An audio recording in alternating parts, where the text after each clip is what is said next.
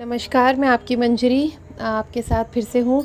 और ये जो सुबह मैंने वीडियो डाला था ये उसकी कंटिन्यूटी में है, क्योंकि कुछ सवाल जो थे मेरे मन में और उठ रहे थे, और मुझे लगता है मेरे साथ और व्यूअर्स के मन में भी ये सवाल उठ रहे होंगे ज़रूर।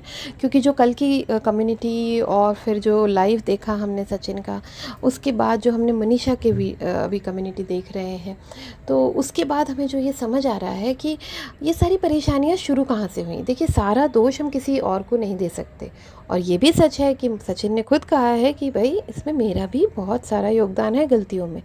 पर उनकी सबसे बड़ी गलती यही है कि उन्होंने अपनी पत्नी को पहले प्रायोरिटी देनी चाहिए थी, फैमिली को प्रायोरिटी देनी चाहिए थी, बजाय कि दूसरे लोगों को, दूसरे रिश्तों को।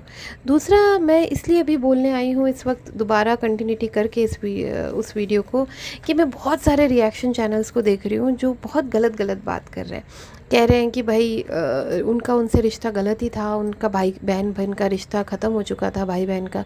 पर ये गलत है। उन्होंने कल ये कहा था कि मेरा भाई बहन का रिश्ता बहुत पहले ख़त्म हो चुका था, हमारा रिश्ता एज अ क्रिएटर था। इसका मतलब ये नहीं है कि कुछ गलत रिश्ता था। तो प्लीज़ ये रिएक्शन चैनल वाले इस तरह से मत करिए, क्योंकि वो भी एक महिला है, उनकी भी अब शादी होनी है, चाहे नहीं होनी है, जो भी है, हमें एक महिला की रिस्पेक्ट करनी चाहिए, और जो बात गलत नहीं है उसे नहीं कहना चाहिए।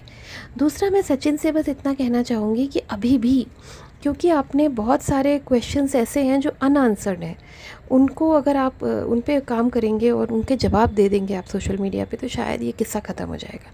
उसमें से पहला सवाल ये है कि भाई, जब दुनिया पूछ रही थी कि बताओ बताओ बताओ क्या हुआ भोपाल में, तो आपने नहीं बताया।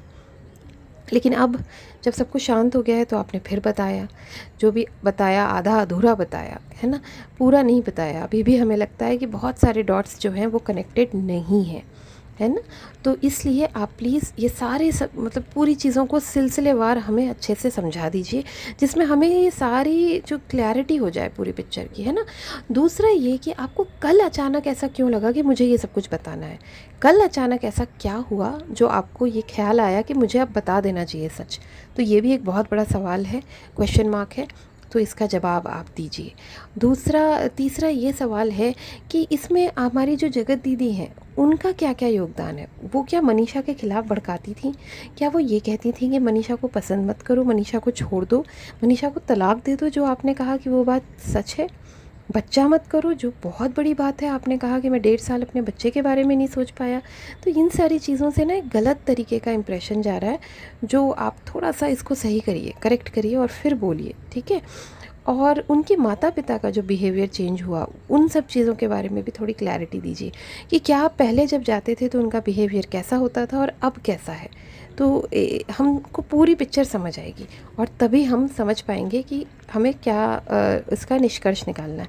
नहीं तो ये जो रिएक्शन चैनल्स वाले हैं, ये लगे रहेंगे आप लोगों के रिश्तों को और गंदा और घटिया करने में। तो प्लीज़ आप फिर से चाहे लाइव पे आइए, चाहे व्लॉग बनाइए, जिसमें आप कंफर्टेबल हैं वो करिए, और आप और सर मनीषा बैठ के सारी क्लैरिटी दीजिए और इस चैप्टर को क्लोज़ कर दीजिए, है ना, वंस फॉर ऑल ख़त्म कर दीजिए, ठीक है। तो यही मैं आपको और कहना चाह रही थी, और मैं अपने व्यूअर्स से कहना चाह रही थी कि प्लीज़ मुझे सब्सक्राइब करिए, प्लीज़ मुझे लाइक करिए, व्यू करिए, कमेंट करिए।